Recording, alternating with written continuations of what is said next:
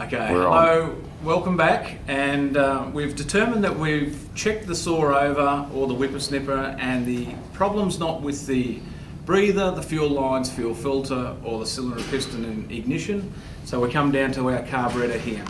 So I've got this one off, and what we're going to do is tear down and have a look at it, and then see if there's any problems with it, and then reassemble it. So first thing we want to do is pull off the pump side of the carburetor, which is this guy here.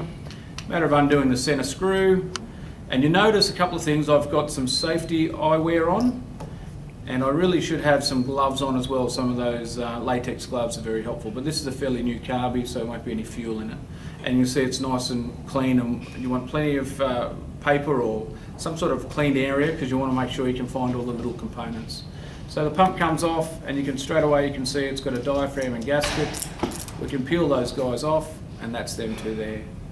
Let me zoom in. See those two there. And with the pump diaphragm, as you fellas out there already know, what I'm looking for is any rings on the valves, any detents or any rings on those valves. If there is, I'll be putting a Carby kit straight in. Next, we have a look at our fuel screen. You can actually flick that guy out as well. We can pull him out, and there he is. Make sure you can see through that. If you use a lot of E10 or stale fuel, you'll find it all gums up in that fuel screen, and you'll have to replace that. What else I'm looking for? I'm looking for any scratches or any dents in this face here. And what that does, if there's any scratches or dents, is it'll contaminate from one hole to the other. You'll get cross-contamination of either air and or fuel. Let's get on to the metering side. We undo this. I'll speed it up. We'll use some bigger tools here. This is our metering plate. I'll just turn it around so you can see it. You notice these are magnetic, which is very helpful when you want to pick things up. Stick to the screwdriver. Pop it off. Try not to break or tear anything, so if it won't come off nicely, just spend a couple of seconds on it and get it off. And then we've got our metering plate. So what I'm looking here in the metering plate, I've pulled the diaphragm off. Make sure it's flexible and soft, hasn't gone hard, and make sure our metering plate, which is this guy here, is nice and level. It looks good to me, so that's fantastic. Steel plate, it's got to have a hole in it for atmospheric pressure, as you guys already know. We'll keep tearing it down. We'll get to our gasket. These are all the components that are in the carburetor. Then we need to check our fuel needle. But before, we're still inspecting as we're tearing it down. I'm checking the fuel lever height by running a screwdriver over the flat edge. This is a Zama carburetor. If it was a Walbro, I'd use the Walbro gauge. But yes, it's just slightly low. So we'll set that up when we get it back together. Undo our screw that holds it all in.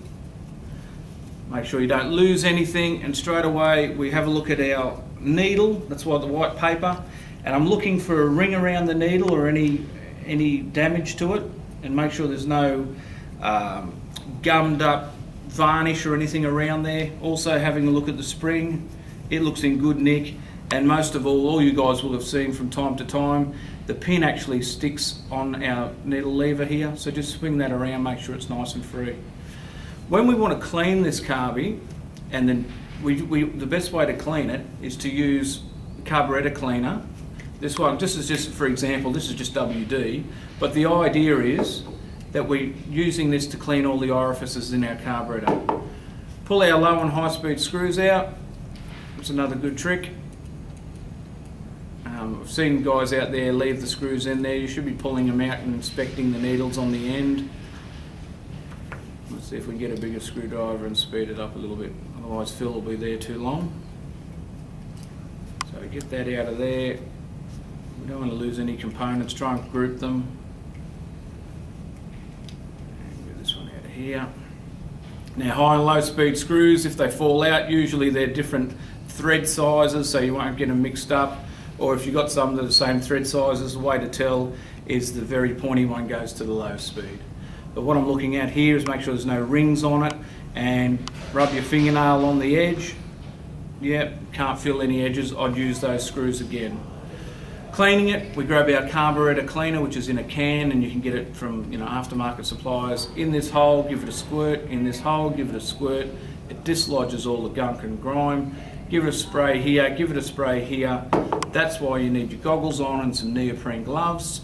And then if you're going to use compressed air at all, I recommend you don't, but if you're going to use compressed air, it's from back here, like that. Not up close and personal, back here. You don't want to be pressing compressed air anywhere around here because you'll blow contaminants into the carburetor. What we're looking at here as well is make sure that our Welsh plug's in good nick, a check valve looks okay, hasn't got any damage on it. We really can't really check that unless we get our other tools out and we'll put a hose on there to make sure that that check valve is operational. But it's a general inspection, and that's about all what you guys do. Maybe another couple of things, check the throttle shaft for wear and make sure it's free. And again with the choke as well, make sure that's nice and free. Everything looks pretty good on this carburetor. I would be replacing, I can just see slight rings on it, you won't see it from the camera. I would put a kit in this one. I'd use this component again, this fuel screen, because it's nice and clean still. And the kit, as you know, comes with all those components, and it'll also have a new needle. So I would put a kit in this. Some of the things to look for is this flat surface here. It's got to be dead set flat, no marks on it at all. I have seen in the past some people use some wet and dry and emery and try and linish that front face to make sure it's nice and shiny. I think if you've got to go to that extent, it's time for a new carburetor.